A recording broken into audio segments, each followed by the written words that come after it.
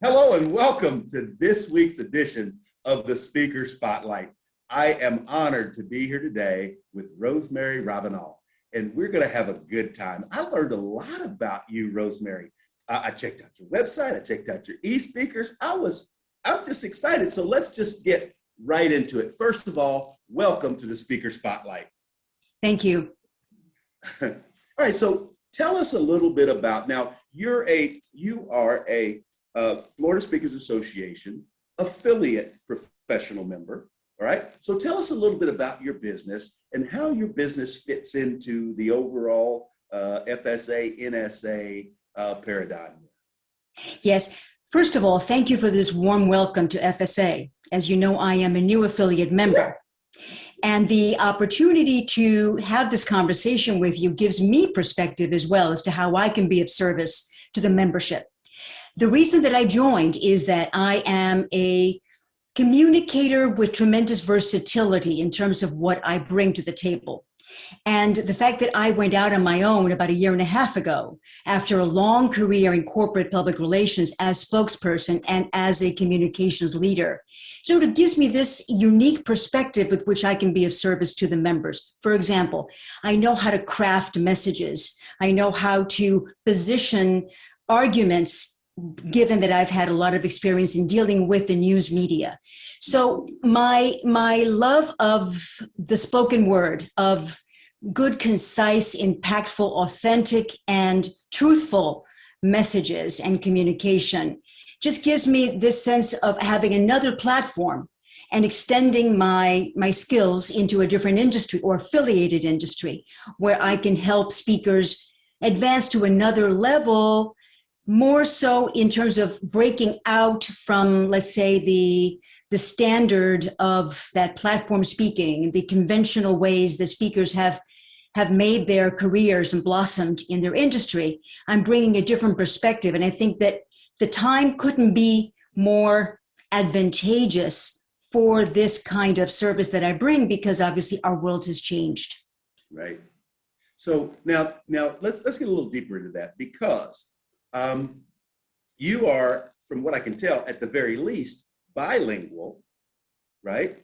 Yes. So you deal with communication across a lot of different bridges, right? You deal with communication from different cultural communications. You deal with communications in the media. How has the essence of the way we communicate now changed from maybe the way it was 10, 15, 20 years ago? It's changed radically. And I think it's taken a spike, particularly in the last year, obviously, because of the pandemic. First of all, 15 years is a long time in terms of technology. Remember, 15 years ago, I think we didn't even have Facebook. Okay. So the way we communicate now is radically different. What hasn't changed is the need for humans to relate to other humans in meaningful ways. So the ways, the outlets, the modalities with which we communicate have radically changed. For example, you can take a message that's as simple as what FSA serves as membership in terms of being a platform for professional growth. Take that. You can dice that, splice it in so many different ways, depending on whether you are communicating one-on-one, whether you're communicating in written language, whether you're communicating on a stage, whether you are doing a podcast, whether you're doing a radio or television interview, newspaper interview, blog interview, whether you're talking in social media. That can have a breadth of different, not interpretations, but extensions. And I think what I am particularly skilled at is knowing how to take that essential basis of the meaning, of the communication, so to speak, to extend it meaningfully and in a relevant way into other platforms. Okay. I'm going to ask you to look into your crystal ball right now.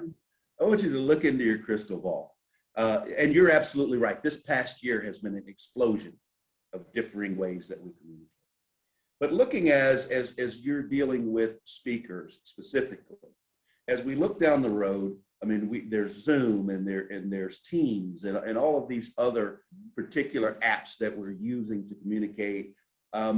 What do you see in the next, let's say, year, 2 years, being the role of Zoom and these other apps versus and in conjunction with on stage, in-person presentation?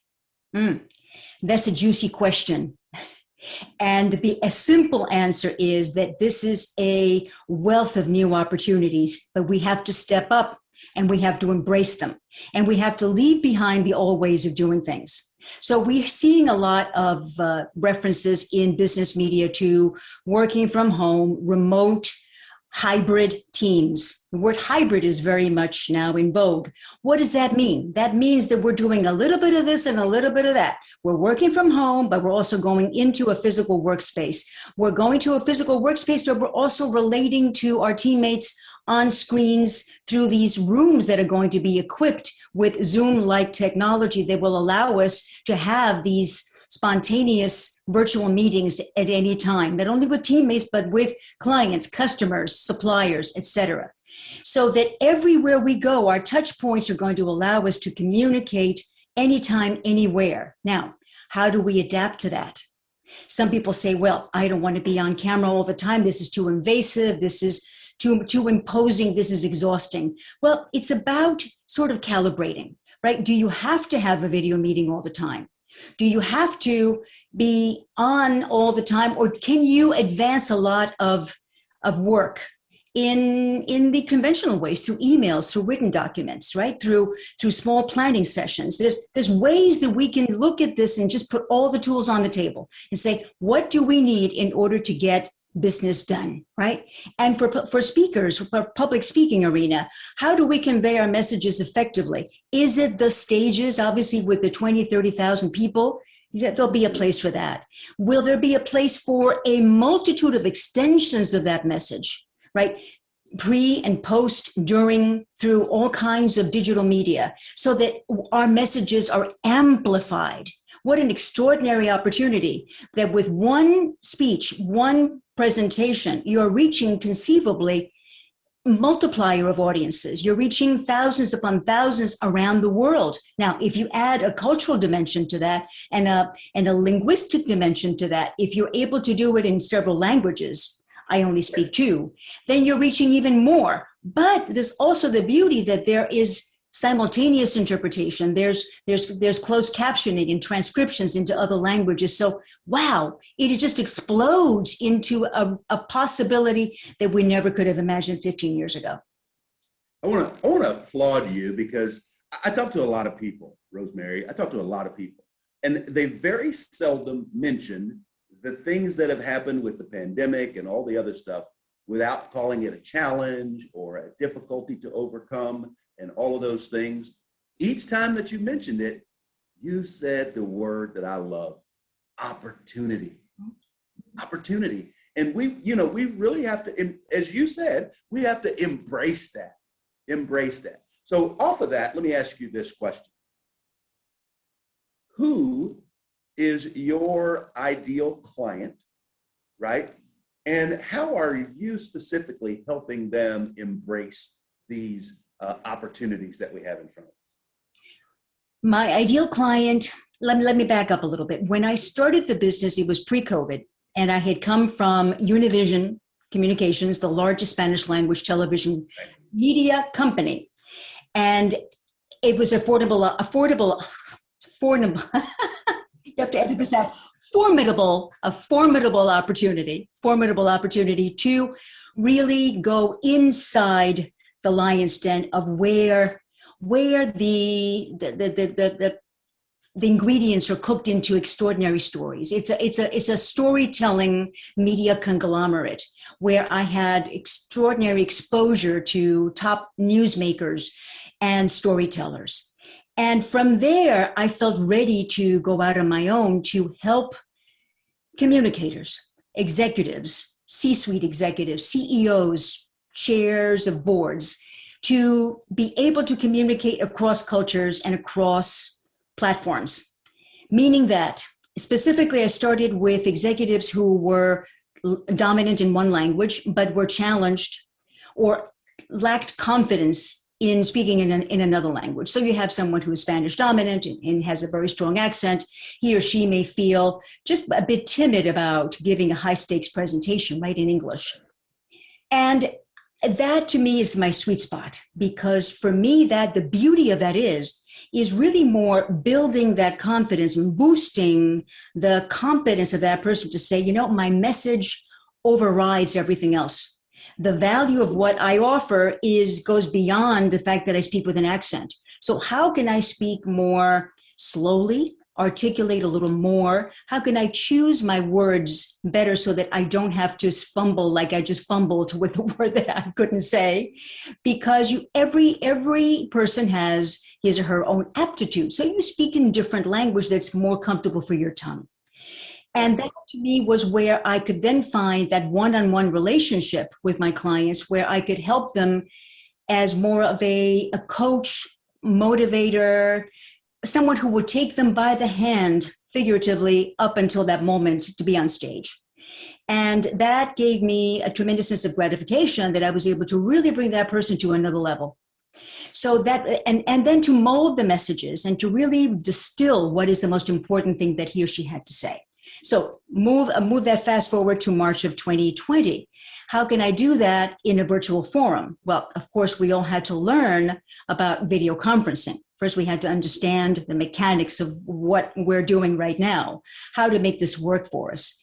And after that, then it's okay, so how can we take those messages and properly adapt them to modify them so that it would be the right message at the right time to the right audience, told in the right way? So do they have to be shorter? Do they have to be supported with audiovisual? How do we as people, as humans, convey all of our power, all of our presence into that message? I came up with something that I think summarizes what I do. It's the acronym ASSET, ASSET. And obviously it has the meaning of, obviously this is our treasure chest of resources. But the A stands for appearance. How do we show up? How do we look? How do we sound? What does our physical presence say about the way we're groomed, about the color choices, about the way we're framed, about the way we're lit? How do we show up in this rectangle? The S's are staging and styling. How do we set up our physical spaces so that our backgrounds and our choice of accessories and decorations and memorabilia, if I were in a physical, real setting, how does that speak to our message? How does that accentuate the brand? Then the energy, E stands for energy. How does my body language, how does my vocal variety, how does my posture, how does my physical energy, how do I manage the interaction with people at the other end? How am I managing the meeting? How am I engaging people in conversation? What energy do I bring to the communication? And then T is the technology. How am I using the technology to advantage? So ASSET really summarizes what I do. And I feel really good about the fact that I look at those 4 pillars as really the foundation for what I teach. And people are understanding that more and more. It's no longer, hey, it doesn't matter what you look like, it's the delivery. Oh no, it doesn't matter how you sound and how you're lit. It's your message.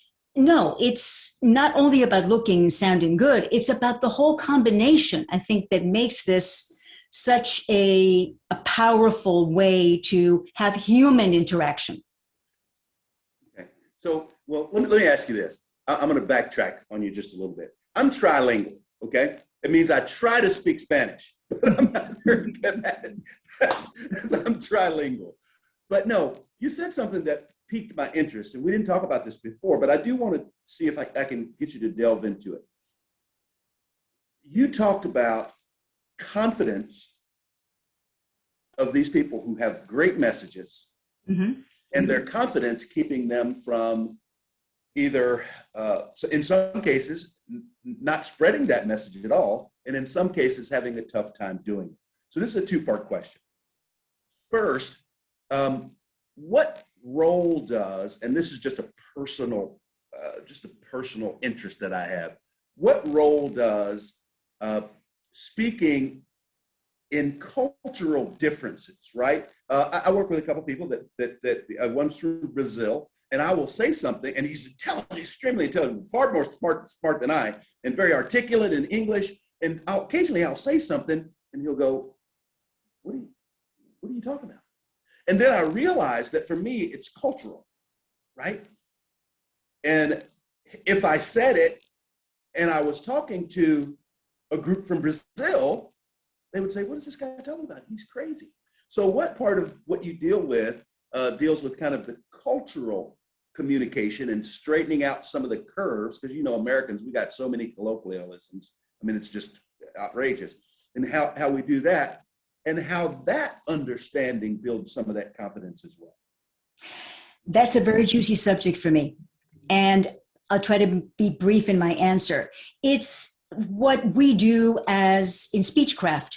We write, we edit, we refine, we do soft soundings with people who represent our target audience. We practice and we get it down to the most common denominator. Right, the message is said in the way that reaches the broadest audience with very little room for misunderstanding and misinterpretation. Right, the idea is you've got to land your messages, right? And if you're talking in corporate speak, which is very common in the world I come from, right, you may be a CEO about to address shareholders, and someone in the corporate communications department, with all due respect to my former colleagues, will write something that comes straight out of some kind of an annual report. Right. It's not spoken language, right? It's not warm. It's not personable. And then when you put it through the filter of the digital medium, right, it becomes even more dehumanized. So how do you take those messages and make them warm, not lightweight, not weaken them, but even more powerful so that they really resonate? And so that's where it is speech crafting, it is practice and practice and practice, as we all know that that's the secret sauce to what we do. But it's really taking a very close look, not just taking something that's written on the page and taking it as the gospel, but really taking a look and dissecting it and better understanding what are the cultural nuances and the subtext, and what are the idioms and the cultural sort of pitfalls that you could easily fall into. People still do it, politicians still do it. And it's a matter of sort of doing things on the run without giving it proper thought. Right. So what you're saying is, in some ways, you're taking out by helping people communicate, you're taking out the assumptions. Because when we do what you talked about, when we talk in corporate speak, when we talk in P&L speak, we're assuming that the receiver is going to get exactly what we sent out. But you're trying to help them take out the assumptions and distill it down to exactly what the real communication is, right?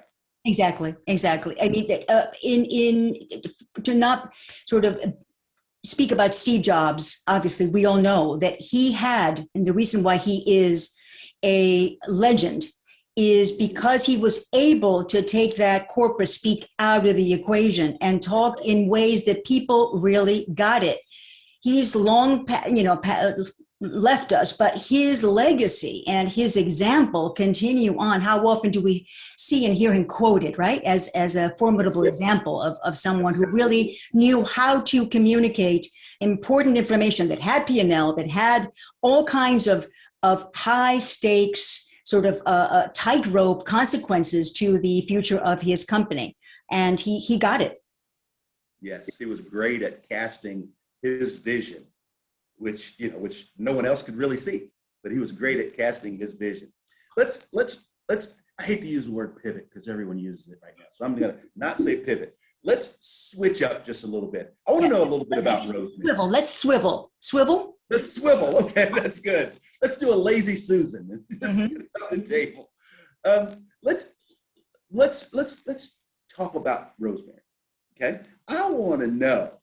Like, tell me something when you're off and you're trying to get away from communication, or you're trying to get away from business and clients and all those sorts of things, and you just want to say, what are those moments like for you? What do you like to do? What's fun for you?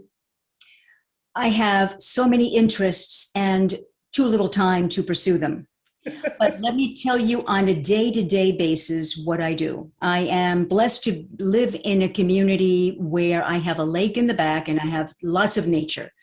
And by that, I mean, it's the squirrels and the blue jays and the ibises and the ducks and the geese and so forth. So it's a menagerie. And I can see them all from my second floor office window. And I also love to garden.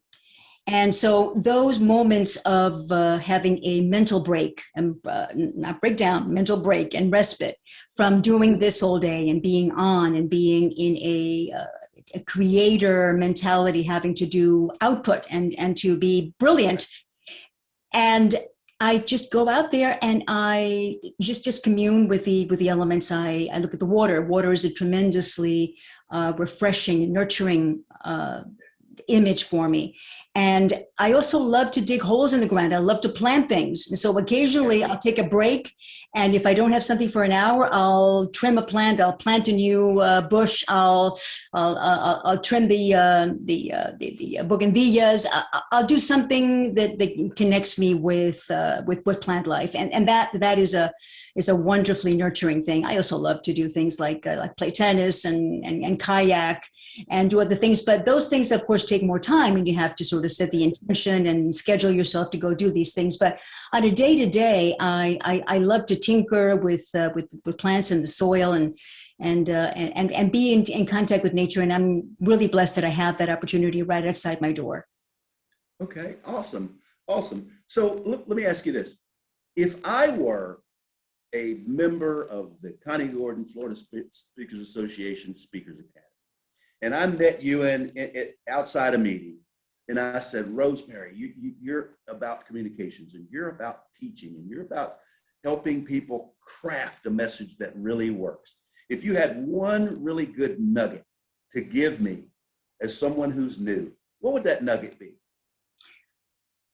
It would be message versatility. I think versatility to me is a highly powerful word.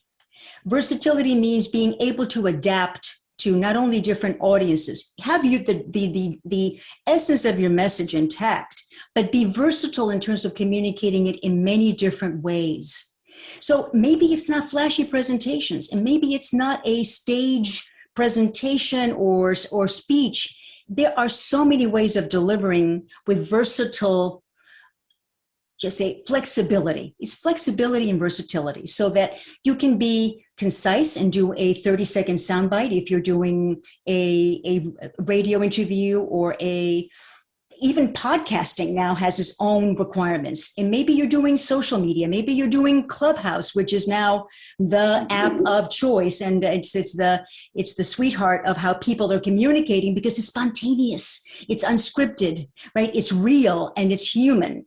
And people gather and talk about the most, esoteric of topics sometimes, but it's being versatile. It's being off script sometimes, but still genuine and still authentic. So I think that that's where we need to grow as speakers. And I believe that I can bring some of those insights to people, because you have to think a little bit out of the box in the way you convey your message. I think people are looking, James, for authentic human communication. And our members and professional speakers have that in spades. But sometimes we get a little bit too much in the weeds in terms of that pizzazz and that showmanship, which is important in certain settings, but sometimes you just got to let it go and get real. Awesome. So in a not so subtle pitch, you're more than welcome to drop into any of our academy sessions or to share some of that wisdom. So you're more than welcome to pop in. I know that's not so subtle, but hey, that's just me. That's just the way life is. I hope it resonates. I hope it's not too much of a sort of left field. I know from following the NSA podcasts and being in touch with so many members who have welcomed me into this professional speaking community that I'm on the right track. And I believe that, and obviously we need to believe in what we do. And that's where we can take pleasure in being able to make a difference. Okay, awesome. I'm going to ask you to kind of expound on that a little bit. You are new to FSA. Right. So tell me a little bit about what your